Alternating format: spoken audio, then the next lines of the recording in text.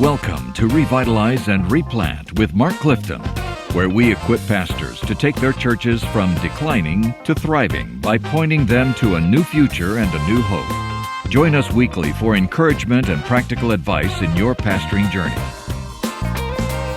Once again, here we are. Where? In the hallowed halls. Where? Of Midwest Baptist Theological Seminary, in a place that Mark Clifton seldom has attended. Well, we're not over at the Spurgeon Library. Well, we're not. By the way, this is, what is the name of I this? don't know. Revitalize and Replant with Mark Clifton. It's been a while since I've been with you guys. I know. There's Mark Clifton. There's Mark Hallock. I'm Hey, Dan guys. Hurst. And for this series of podcasts that we're doing, they put us in the library. That's right. Now, we heard this story. As soon as Clifton walked in, he looked lost for one I thing. did.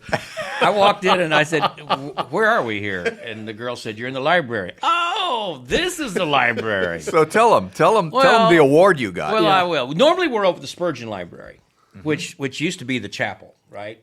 And I didn't spend a lot of time there either when I was a seminary student. But when I was a seminary student here, we would always have a senior banquet. They don't do that anymore, I'm sure. But we'd go to a hotel ballroom, and the faculty would be there, and the senior class would be there.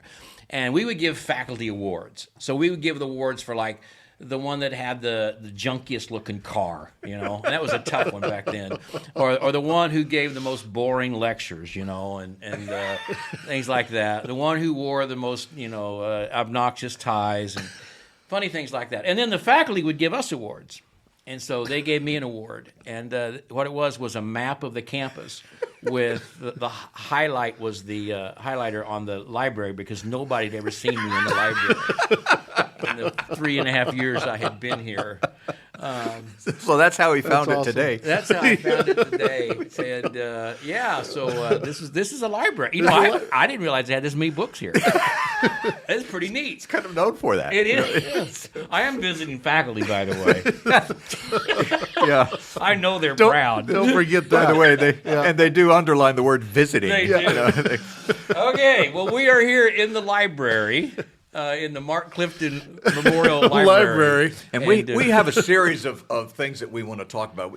We've told you this before, that we get together and record several podcasts at a time, and we kind of talk about some of the ones that we're going to talk about. Sometimes we just come up with some impromptu stuff.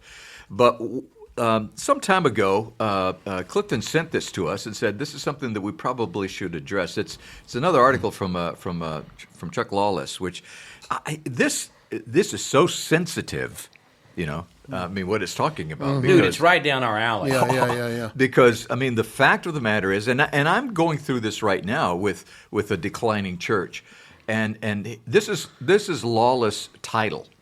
8 indications that a pastor of a declining church may have stayed too long. And they ask us that. Mm-hmm. I mean, I've been in this work now full time for 10 years. And honestly, guys, that's one of the most frequent questions I get. A pastor will be in a declining church, and he's been there for 10 or 12 years. And he says, am I the reason? In other words, the question is, if I'm the reason, I want to leave. But on the other hand, am I the only thing keeping it from dying? He truly doesn't know. Because in a sense, he feels like if I leave, other people will leave and this thing will just cave. And then other days he wakes up and he goes, maybe I'm the reason it's dying. And so this is going to help you understand if you've stayed too long in a declining church, for sure. So I think it's going to be great. Looking forward to it. And raw. Very raw. Very raw. Here we But, go. we are raw. That's what we're known for. Well, yeah, we are. we rub people the wrong way all the time. What are we up to now? 85,000 listeners, something like that? 85,000 listeners. That's crazy. I think that's right. That's what we've got now. And so thank you for listening. Yes. Thank you for subscribing. Yes. Yeah. Thank you for staying with us. It's and a now, great community. And now It let really us is. just tear your heart out. Here we go. Here we go. Okay, first of all, well, just go ahead, Hallock. Okay, here we go. Here's number 1. The church is in continual decline, and the pastor blames the congregation. Oh, man. So this we're saying, again, an indicator you stayed too long. When you start blaming the sheep. I've heard that. You know what I'm saying? Like they're the problem. Yeah, we can't find any volunteers. Nobody will do anything. These people fuss and fight all the time. What's happened is you've lost your love for these people. Right. And man, I'll tell you what. When Paul wrote the letters to the Corinthians, the First Corinthian letter, I mean, he lays it out. I mean, that is a messed up church. If there ever was one, that is one. And Paul doesn't have to go see them. He's got other things to do. Yeah. But at the end of that letter, he not only says, I want to come and see you, but I want to spend a lot of time with you. I don't want to just see you in passing. Right. I want to come live with you. Yep. Brother, if you don't want to live with your people, as dysfunctional as they are, that's a pretty good sign you've stayed too long. I mean, you've got to have love for those people in all of their dysfunction. That's right. Because God's, as Jared Wilson said, we're here at Midwestern, it's my favorite Jared Wilson quote, you have to love the church you have, not the church you wish you had. Amen. And when you start blaming your members, you're really loving the church you wish. If I just had better people. That's right, yeah. If I just had different leaders. The truth of the matter is you have the risen Christ right there. But yeah. Let me ask you, though, That's good. when this says the pastor blames the congregation, that's not saying that there aren't people at fault within the congregation. Yeah. For some of the issues that you're dealing It's with. what Clifton said. I mean, there's going to be challenging people, Yeah, and there's probably absolutely. some stuff that needs to be addressed. So are we talking about a pastor who blames the congregation as a whole, or is singling out people and saying, you're the problem, you're the problem, you're the problem? I think it's more when they blame the congregation as a whole. You don't understand, Mark. I don't have any people here who can do anything. Yeah, that's right. I'll listen. We're not going to get through these 8. We may have to make this a 2-session deal. I love this story from Richard Blackaby. One of the joys I get to travel with Richard and get to hear his stories and his dad's stories. And Richard, this poor dude came up to him and said, "Man," he said, "I've been at this church for 15 years." He said, "We don't have anybody who will volunteer in the preschool. We don't have any children anymore because nobody would volunteer in I don't have anybody that would volunteer to do anything. I can't get my people to do a thing. They don't visit. They don't do evangelism. They don't give." He said, "It's the word." And I mean to tell you, he's just pouring out his heart to Richard and expecting Richard to moan with him and say, "Oh, brother, what a sad situation." Richard said, "How long have you been there?" And he told him, and Richard said, "That's your problem." He said, "Your job is to develop leaders. Your job is to motivate leaders. Your job," he said, "Man, I got news for you. You can learn to be a leader, but you got to be willing to learn to be a leader. You got to be willing to learn to lead people." That's right. And if you've been in a church for 10, 15 years and nobody's doing anything they should be doing, you got to look in the mirror, man. Yeah, that's you really true. do, and that's really hard to do. Yep. And it's a lot easier to just say, "Well, I just got a lame church here." Yeah. Well, no, you can't say that. You have to say you've got the church. Your church is what Jesus brought to you, Yep. and He's not going to bring anybody different to you until you deal well with the ones He's brought to you. And the key to that, by the way, is understanding that to be a great leader, you have to be a great servant. And I think that one of the things as pastors that we have to understand is if we're going to develop leaders, we have to serve the people that we intend to create into leaders. And one of Rainer's books, Anatomy of a Revived Church, which is a great book, the first step in a church that comes back to renewal is owning the situation they're in and quitting the blame game. Yes. Churches that come back are churches that no longer blame the new churches in town, the split we had before, the moral failure of our pastor. All those things may be true, but the gospel is greater than any of those. Okay, when you are blaming your congregation, you're not taking responsibility for your part in that. That's right. It's That's so right. easy to say, "Well, I just got a lame church. I just got some people. You don't know the people I've got." Look, I mean, we all had folks like that. Yeah. And again, if you love the church you have and your job is to create if nothing else, man, go out and evangelize. Go out and spend some time where young men hang out and volunteer to coach someplace or be a volunteer assistant coach at T-ball or something and lead some young man to Christ and start discipling him. Develop your own leaders. You just can't step back there and go, "Well, we don't have any leaders." Complain. Well, go and get Yeah. some. And nobody's going to want to follow that kind of pastor anyway. No, they're not. You know what I mean? No. Like, we've got to lead. God's called you there as a shepherd. Part of being a shepherd is being a leader. And let me be honest, we've all had days when we blame our church. Okay, there isn't one of us listening to this podcast who hasn't woken up one day and go, "Man, I got a bunch of nuts here. I am done with these people." I mean, that's just normal. But it doesn't last. We come back around, we start praying for them, we love them, and we realize this is my mission field. But when this thing becomes a pattern, where you kind of just disconnect and go, "This is just a messed up church," and you don't own it at all, that's a good indication you've stayed too long. Which Yeah, kind of that's true. dovetails into the second point that's brought up here, and that is that the pastor no longer has a vision for the church and is actually in survival mode. Yeah. Yep. Yep, that's right. And, you know, it becomes a financial issue for that pastor too. Let's be honest.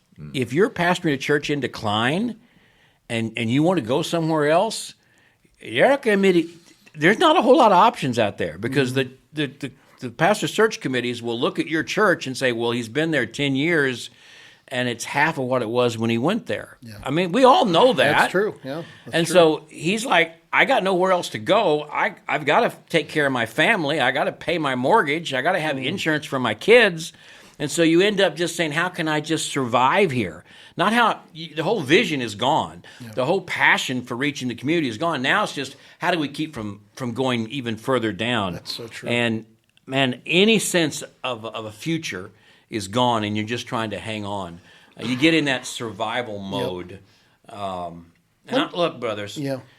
Mark, talk about this a minute. That's a hard place to be. Well, it is. It's a hard place to be. And I guess, man, as you're talking, and it's so true, here's the encouragement I want to bring is, if that's you, if you're just being honest between you and the Lord, and there was a time, man, where you had vision, and you were passionate, you were excited, you wanted to reach that community, you wanted to pour into these folks, and if you have slowly drifted into survival mode, my encouragement is this: get on your knees and say, Lord, would you give me fresh vision? Would you help me to break out of this, maybe a victim mentality, this just paycheck to pay, give me that passion I had, God, when you first called me to ministry, right? And we all need that. We all need that. And maybe God could use this podcast right now as the means by which he's waking you up and saying, you know what, man, I didn't save you and call you to ministry to be in survival mode. I saved you and called you to ministry to make disciples, to preach your guts out, to preach the gospel, to see the lost saved. And so, brother, we want to encourage you. You are not, survival mode is not what you've been called to. And that may feel safe, but it's not safe because it affects your soul. I remember I was with a pastor of a church that had been in decline for a number of years, and he was the pastor, and he was in his late 50s, and in that situation where there's nowhere else to go, and what am I going to do? And he was deciding whether or not he was just going to resign, go try to find a secular job. And I remember he told me, he said, I'm going to go to one of your conferences. It was like a 2 or 3 day conference we had somewhere. He goes, I'm going to go to one of those, and if I can't get a new vision, I'm going to resign. I go, dude, my conference isn't going to give you a vision. If it does, it's not a vision you want. Yeah. The vision for your church comes from Jesus. Amen. That's right. It comes from a new look at him. Yep. It comes from spending time with him, not spending time with me at a conference. Yeah. Now, the conference may give you some tools, but it's not going to give you a vision. No, that's right. The vision's got to come from him. It's got to come from it's born out of your relationship to Jesus. That's it, man. And if you're not spending time with him and you're not engaged with him and you're not deeply in love with him, nothing else matters. That's right. So don't be looking for a book or a conference or some kind of silver bullet to, and basically what he was just trying to find a way out because he was going to go to my conference and go, I didn't get anything there. Exactly right. And then say, I'm done. So, well, if that's you, then, honestly. Then you need to leave. Then you need to leave. And you need to get a secular job. Yeah. Yep. I mean, that's what you need to do. Yeah, it's okay. It's okay. And you know what? You can get a secular job and you can go join a church and you can serve in a really great capacity. Yep. And maybe have more fulfillment in your relationship to Jesus than in a church you're not supposed to be in. And more fruitfulness in your ministry. Yeah. And God may have something for you in the future. Yes. But just to hang on. And look, I understand. I've been there, dude. Mm-hmm. I have... in my 40s and up into my mid-50s, man, I never had any. I was always in churches that could barely pay me. And I always had to have side gigs. Mm-hmm. And, sometimes my side gigs were secular. Sometimes my side gigs were ministry. And once in a while, those ministry side gigs really weren't out of my heart. They were because I needed some money. Yeah. And I've always felt bad about that. Because it's like, I'm really doing this because I need the dollars. I need, man, I got to make a car payment. So I'm just being frank, right? I never found fulfillment in that ministry. It always felt like I'm doing this for the wrong reason. And so, brothers, if you're hanging on to a church just because you got to pay your bills, I understand that. I've been there. But God's got something better for you than that. Yeah, that's And right. don't give in to that. That's a good word. On the other hand, there are times that you do have to leave. Yeah. But the problem is the timing aspect of it. And one of the dangers in that, man, if we talked about this before, not only on the podcast, but just between us, that sometimes pastors just say, well, Lord, if you'll open up a door, I'll go through it, And it doesn't matter, If a church comes along and offers you another job, you'd likely take it, and it's just like conditional, and you're using that as an excuse. And that's Lawless's third point. I mean, the first one is do you blame the congregation? The second one is have you lost your vision and you're just in there for survival? But the third one is would you go if somebody called you? I mean, if you could find another job, would you leave? If anyone would call you. Yeah, now I'm not talking about once in a while. Yeah. I mean, if you're a pastor, you're going to have those days when you're going, you know what, That's I would right. go to any church but this one. That's just normal, That's normal. ministry. But if it's a pattern where you really, really wish you could be someplace else and you would go any place, you would take any port in a storm, all right? You would just get me out of here. Yeah. And you guys, you know who you are. Yeah. I mean, you get on every week and you look at the vacant churches around and you maybe send your resume online and you think, man, if I just get one of those, why are you really at that church? Yes. If you're, I mean, that's a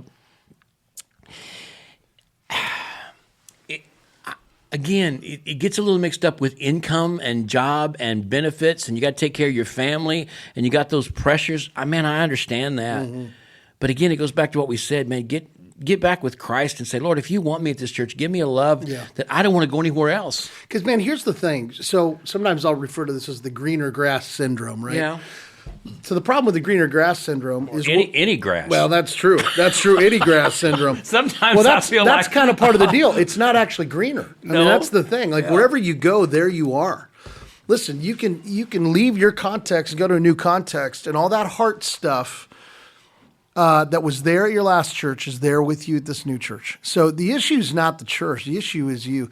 The other thing that's dangerous about the greener grass syndrome is it's almost like, and you said it, these pastors who will sit and it's almost like they daydream about, the wife that they don't have. Yeah. It's sinful, quite frankly. And you go on these websites looking for positions, and here's what it does. It actually robs your people and that church and that community where God has called you to give your time, your attention, your prayer, your passion, and you're living in la la land of what could be or might be, and you're being I'm not trying to be mean. You're being unfaithful to the calling God has why He's put you there. And I know it happens because I talk with guys. And they're like, man, I just daydream all the time about other places. Yes, and, and like that. And like you said, there's going to be days where we all go through that. Yeah. But man, you got to fight that. That it's a lie from the enemy, man. He wants you to take your eye off the ball. Yeah. You know what I'm saying? And so we got to name it for what it is. It's not innocent flirting with maybe some other church. It's being unfaithful where you are. That's so good, and that's such a great analogy for that. And again, dating is a whole lot more exciting than marriage. Yes, it's the unknown. Like what that did not come out right. That did not come out That right. did not come out right at all. I'm just waiting to hear what Jill has to say about this. No, that's not what I meant to say. There's a different in dating. Everything is a blank slate, right? Yeah. I mean, it's like the future could be anything I think it should be. Yeah. And then when you're in marriage, you're like, well, this is what it really is, right? Well, dude, no, it's what you said is right. I mean, we live in a culture. That's why fewer and fewer people are getting married younger. Yeah. It's the excitement of the dating apps. That's right. And you know what I mean? That's right. So I get what you're saying. Yeah, I get what you're saying. But so and then when you're looking for another church, you get to present your best forward to these people. That's You right. can only you can put your best, just like when you go on a date, you get your best, put on your best clothes and your best. Is it Axe? Is that what you wear? That Axe spray? I don't wear it. I lather it on. It is strong. Well, I'm it's telling good though, you. isn't it? I guess. Look at all the That dates I get Axe with my body wife. spray this old man wears over here because he doesn't want to have old man smell. Well, that's so it works. It's a lot easier and quicker. But you slap that stuff on, and man, you're perfect. And frankly, I see it all the time in pastor search. Yeah. Guys put their best foot forward, and then what's the church do? puts their best foot forward. Exactly. And all of a sudden, these people really want me. Right. Yeah. You know, and Yep. well, I'm desired now. And that's for some folks who are, look. I wish our people treated me like this. Look, you know? we're going to wrap this up, and we'll finish this at the next. We'll do this in a two-series podcast. But unfortunately, some guys are called. They are drawn toward ministry. I'm not going to say you're called to ministry. You're drawn toward ministry because you need affirmation of people. Say that again. You're drawn toward ministry because you need the affirmation of people. And being a pastor is one of those jobs where you get affirmation. People love you. You go to their homes, you visit them when they're sick. Once a week, you stand up on a raised platform and everybody listens to what you have to say. And afterward, they shake your hand. And if you're not careful, as I've said so many times, you begin to feed off of your people rather than feeding your people. Yeah. And then when they don't give you that affirmation, you're looking for it someplace else. And they get to see who you really are, and they don't affirm you anymore. Well, your affirmation is found in them, not in Jesus. And so now you're looking for another church to give you that affirmation. That's right. And it's a complex and painful experience. Guys, you've got to really deal with that. I mean, if you are always, as Mark said, if you're always lusting for another congregation, that's a problem. That's a problem. Okay, we're going to finish this next episode. This is just And then the next time, we're going to talk a little bit more about not only you as a pastor, but your church and how they're dealing with it. That's true. And because that's part of the equation also. Absolutely. So we'll address Good. that in the next Good the stuff. next podcast. Thank you so much for By the spending way, time you with us. should not desire another podcast besides this one either. No. We don't want you getting on there and looking for a better podcast than Revitalize and Replant. Well, where are you going to go? Well, I don't know, but that would be lustful and that would be wrong. I can tell you, I've looked, and there are no better. I've been looking for another podcast because there are times that these guys just don't get it. I can't get them to. All right, we'll talk to you next time. Thanks for joining us today on Revitalize and Replant. This podcast is brought to you by the North American Mission Board, where we help dying or struggling churches regain health for the glory of God and the good of their communities. If you found this conversation helpful, don't forget to subscribe to the podcast on your favorite platform. To learn more about becoming a replanting pastor or to explore resources about revitalization for your own church, visit churchreplanters.com.